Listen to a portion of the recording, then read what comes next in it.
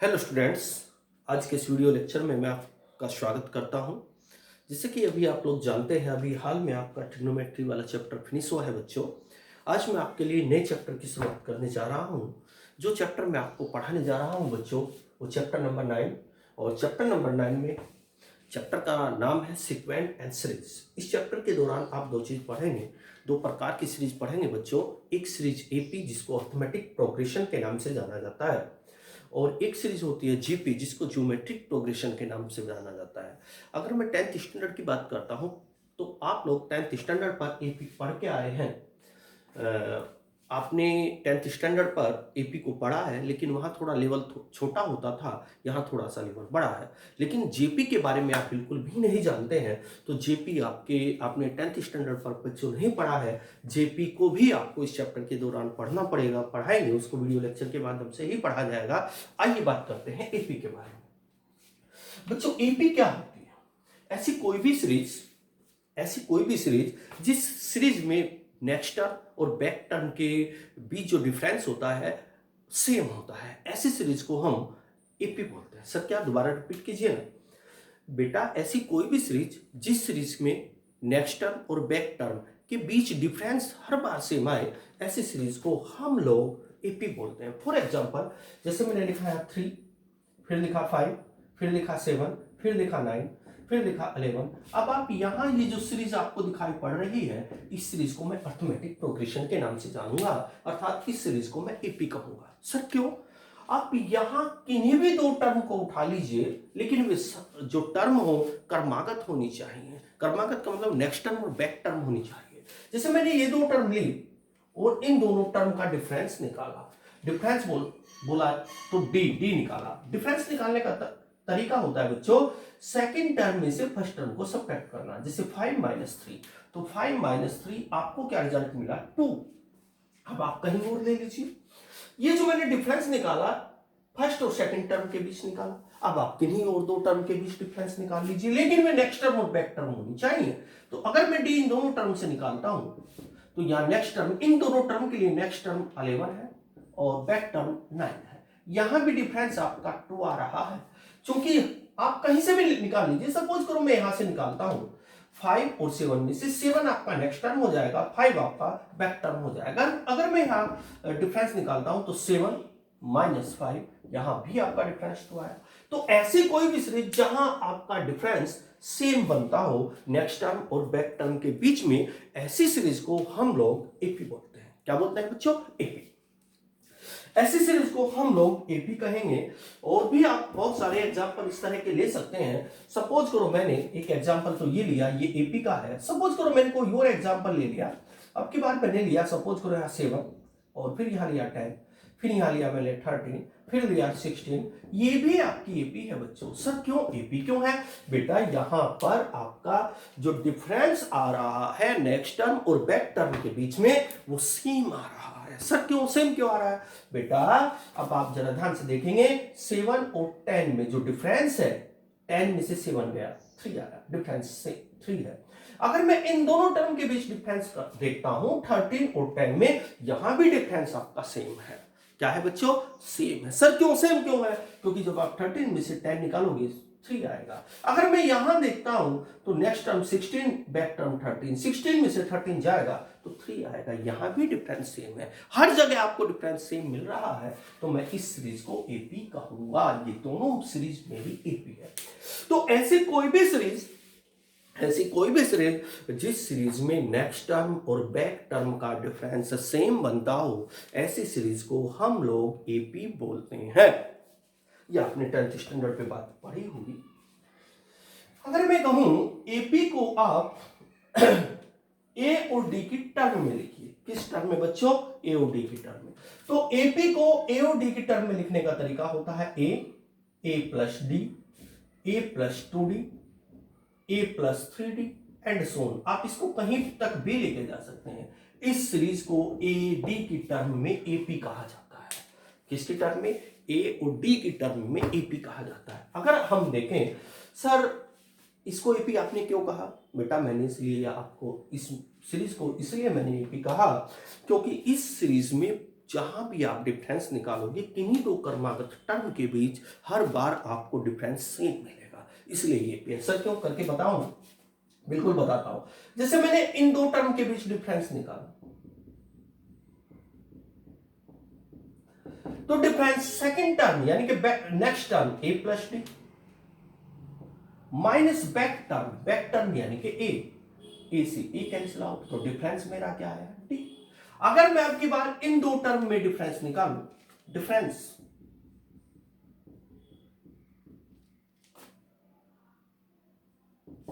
Next term a plus 3d minus back term a plus 2d, ये जो minus है इसका साइन चेंज हो जाएगा, ए से ए कैंसिल आउट, तो डिफरेंस मेरा क्या हुआ? 3d में से 2d गया d, तो जो डिफरेंस मेरा d पहले आया था वही बाद में आया। यहां डिफरेंस आपका हर जगह सेम है, इसलिए ये आपकी एपी है। अगर आपसे कोई पूछता है कि बताइए एपी क्या होती है बच्चों, तो आप ए डी की टर्म में बोलोगे ए कोमा ए प्लस डी कोमा ए प्लस 2d कोमा ए प्लस 3d। अब आपने 11th क्लासेस में एक फार्मूला पढ़ा है जिसको nth टर्म के नाम से जाना जाता है। अगर मैं आपसे कहूं कि nth टर्म का फार्मूला बताइए, nth टर्म जो आपने पढ़ा है Tn equal a plus n minus 1 into D. Tn equal a plus n minus 1 into D, इसको nth टर्म के नाम से जाना जाता है। ये फार्मूला कहां से आया? हालांकि इन चीजों को 10th स्टैंडर्ड पे पढ़ा दिया जाता है, लेकिन मैं ये मान के चल रहा हूं कि आप 10th स्टैंडर्ड का भूल चुके हैं। उसी बात को लेके आज मैं आपसे इस बात पर विचार करने वाला हूं कि जो Tn की value a plus n minus 1 into D I है, ये कैसे निकल करके आई है। आइए बात करते हैं, यानी कि इसके प्रूफ की ओर चलता। Proof Tn equal a plus n minus 1 into D कैसे निकल करके आया है, इस बात पर विचार करते हैं। बच्चों अगर मैं आपसे कहूं फर्स्ट टर्म की वैल्यू बोलो, फर्स्ट टर्म का मतलब T1 की वैल्यू बताओ, T4 टर्म 1 का मतलब फर्स्ट यानी कि फर्स्ट टर्म, तो फर्स्ट टर्म की वैल्यू आप यहां देखेंगे a है, तो T1 को मैं बोलूंगा कि a है। अब अगर मैं आपसे कहने लगा T2 की वैल्यू बताओ, T2 का मतलब सेकंड टर्म, T4 टर्म 2 का मतलब सेकंड यानी कि सेकंड टर्म की वैल्यू बताइए, तो आप कहोगे सर T1 की वैल्यू तो a है और सेकंड टर्म की वैल्यू a प्लस डी है। अभी यही नहीं, मैं आप रुका। अब अगर मैं आपसे कहूं कि आप T3 की वैल्यू बताइए, तो आप T3 की वैल्यू चिल्ला करके बोलोगे कि सर a प्लस 2d होती है, तो मैंने लिखा a प्लस 2d। चलो एक और टर्म ले लेते हैं। सपोज करो मैंने आपसे कहा T4 की वैल्यू बताइए, तो आप कहोगे सर a प्लस 3d, बिल्कुल ऐसी ही आ रही है। अब धीरे धीरे धीरे धीरे धीरे मैं Tn के पास जाना चाहता हूं। किसके पास जाना चाहता हूं? Tn के पास। क्योंकि सर आप Tn के पास क्यों जाना चाहते हैं? क्योंकि जो मुझे प्रूव करना है बच्चों, वो Tn की वैल्यू मुझे निकालनी है। किसकी वैल्यू निकालनी है मुझे? Tn की। तो मैं Tn के पास जाना चाहता हूं। जरा ध्यान से देखना, जब मैं T1 को निकाला तो स्टार्टिंग में a आया, जब मैंने T2 को देखा तो स्टार्टिंग में a आया, जब मैंने T3 को देखा तो स्टार्टिंग में a आया, T4 को निकाला तो स्टार्टिंग में a आया, जब मैं Tn को निकालूंगा तो स्टार्टिंग में a आएगा। No doubt? आगे चलते हैं। अब जरा ध्यान से देखोगे आप लोग, अगर मैं यहां प्लस का साइन लगा के 0 इंटू डी कर दूं, क्या इस पर कोई प्रभाव पड़ेगा? बिल्कुल नहीं पड़ेगा। सर क्यों नहीं प्रभाव पड़ेगा? क्योंकि 0 इंटू डी 0 होता है और 0 को a में ऐड करेंगे तो यही तो वैल्यू रहेगी, यानी कि इसकी पर्सनल वैल्यू पर कोई इफेक्ट नहीं पड़ेगा। तो मैं a को लिख सकता हूं a प्लस 0 इंटू डी। अब थोड़ा ध्यान लगा करके देखना बच्चों, फर्स्ट टर्म में यहां प्लस है, सेकंड टर्म में यहां प्लस है, थर्ड टर्म में यहां प्लस है, फोर्थ टर्म में यहां प्लस है, तो जब मैं Tn निकालूंगा तो यहां प्लस आएगा ना, तो यहां प्लस आएगा। आगे देखें, जब यहां 0 है, यहां वो नंबर है जो यहां नंबर है उससे एक कम। जरा देखो यहां 1 है तो 1 से एक कम 0 होता है। अब यहां देखो, यहां क्या है 2, तो 2 से एक कम क्या होता है 1, तो यहां 1 है। अगर यहां 3 है तो इससे कम 2 है, अगर यहां 4 है तो उससे कम यहां 3 है। एक बार और देखो, यहां 1 है तो 1 से एक कम 0 है, यहां 2 है तो 2 से एक कम यहां नंबर लिखा हुआ है 1, यहां 3 है तो 3 से एक कम नंबर यहां 2 लिखा हुआ है, यहां 4 है तो 4 से एक नंबर कम यहां 3 लिखा हुआ है। अब जरा सोचो, जब यहां n लिखा हुआ है तो n से एक कम नंबर क्या होगा? n-1। यानी कि यहां जो भी नंबर आ रहा है, यहां जो नंबर आया इस वाले नंबर से एक कम, यहां जो नंबर आया इस वाले नंबर से एक कम, यहां जो नंबर आया इस वाले नंबर से एक कम, जो भी नंबर यहां आ रहा है इस वाले इधर वाले नंबर से एक एक कम है। तो मेरा यहां n था, इधर वाला मेरा नंबर आ जाएगा इस n से एक कम, अर्थात n-1। आगे देखो, जब मैं फर्स्ट टर्म देखता हूं तो मेरा d है, सेकंड टर्म देखता हूं तो d है, थर्ड टर्म देखता हूं तो d है, फोर्थ टर्म देखता हूं तो d है, जब मैं nth टर्म देख रहा हूं तो भी तो d आएगा ना। तो यही तो बच्चों मुझे प्रूफ करना था, tn = a + n-1 × d। ये मुझे जो प्रूफ करना था वो मेरा फार्मूला प्रूफ हो चुका है। अब इस फार्मूले में बेटा कौन सी क्या क्या चीजें हैं? ए का मतलब है बच्चों फर्स्ट टर्म। तो सर n क्या है? n का मतलब है नंबर ऑफ टर्म। तो सर d क्या है? d है कॉमन डिफरेंस।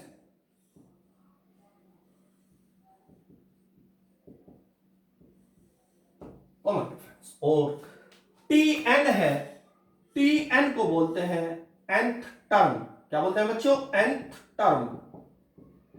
सपोज करो यार tx लिखा होता, t6 लिखा होता, सॉरी क्या लिखा होता? t6। तो t6 का मतलब हो जाता सिक्स्थ टर्म। क्या हो जाता? Sixth term.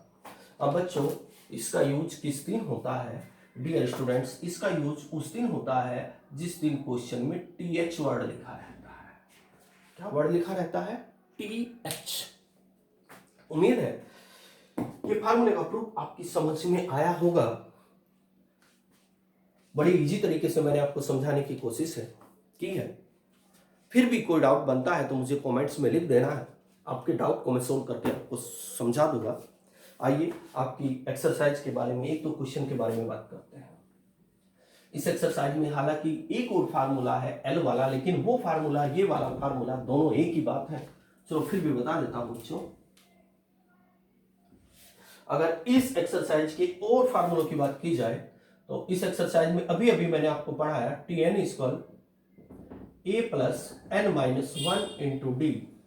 ये यूज किस दिन होता है बेटा? उस दिन यूज होता है जब क्वेश्चन में th वर्ड लिखा रहता है। एक और फार्मूला है l = a + n-1 × d। हालांकि ये दोनों अंदर खाने बिल्कुल एक ही हैं, लेकिन इसका यूज आप लोग उस दिन करेंगे जब क्वेश्चन में लास्ट वर्ड लिखा रहता है।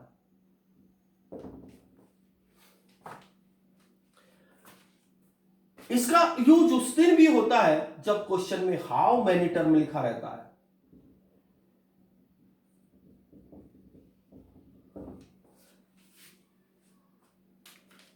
इनका यूज अलग अलग है, हालांकि दोनों एक ही है। आइए अब एक्सरसाइज के क्वेश्चन के बारे में बात करते हैं बच्चों।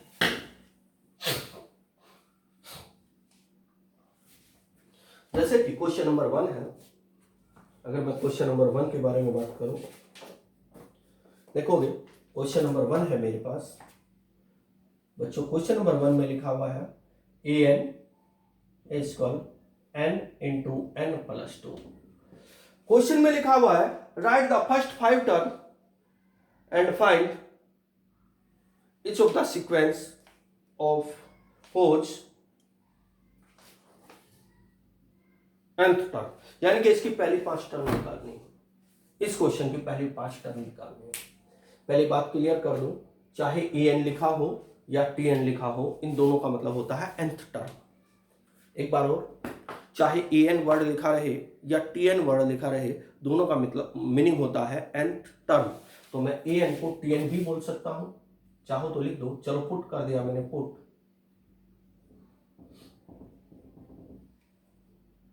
an = tn। बड़ा इजी क्वेश्चन है तो मैंने यहां डाला tn = n × n + 2। बुक वाले ने कहा फाइंड 5 टर्म, पहली 5 टर्म निकाली। तो क्या करेंगे, पहले आप n के स्थान पर 1 रख देंगे, क्योंकि टर्म की काउंटिंग 1 से शुरू होगी। पहले n के स्थान पर क्या रख देंगे आप लोग? 1 रख के देखो। तो जैसे ही आप n के स्थान पर 1 रखोगे t1, n के स्थान पर 1 रखा तो यहाँ आएगा 1 इंटू 1 प्लस 2, आपको यहाँ 1 रखना है, यहाँ 1 रखना है, तो t1 इक्वल क्या आ जाएगा, 1 इंटू 1 प्लस 2 कितना हो जाएगा 3, तो t1 इक्वल बच्चों क्या आ जाएगा निकल करके 3। t1 का मतलब मेरे पास फर्स्ट टर्म आ चुकी है। अब आप n के स्थान पर बच्चों पुट n के स्थान पर 2 रखिए, यहाँ n के स्थान पर 2 रखेंगे तो t2 जरा ध्यान से देखना, n के स्थान पर 2 रखा इक्वल 2, फिर यहाँ n के स्थान पर 2 रखा 2 प्लस ये 2 एज इट इज, तो मेरे पास t2 बराबर क्या आया 2 इंटू 2 प्लस 2 4 आ जाएगा, तो t2 इक्वल कितना आ जाएगा 8। इस प्रकार मेरे पास दूसरे वाली टर्म भी आ चुकी है। अगर मैं n के स्थान पर 3 रखूंगा तो मेरे पास 3 टर्म आ जाएगी, तीसरे वाली टर्म आ जाएगी। अगर मैं n के स्थान पर 4 रखूंगा मेरे पास फोर्थ टर्म आ जाएगी। अगर मैं n के स्थान पर इसमें 5 रखूंगा तो मेरे पास 5th टर्म आ जाएगी। इस तरह मेरे पास 5 टर्म आ जाएंगे। 2 टर्म मैंने निकाल ली है, बाकी 3 टर्म आप खुद निकाल करके देखनी है। अब आपको इस एक्सरसाइज के क्वेश्चन पहले 4 क्वेश्चन करके देखने हैं, बाकी क्वेश्चन मैं आपको वीडियो लेक्चर के माध्यम से समझा दूंगा। Okay students, bye.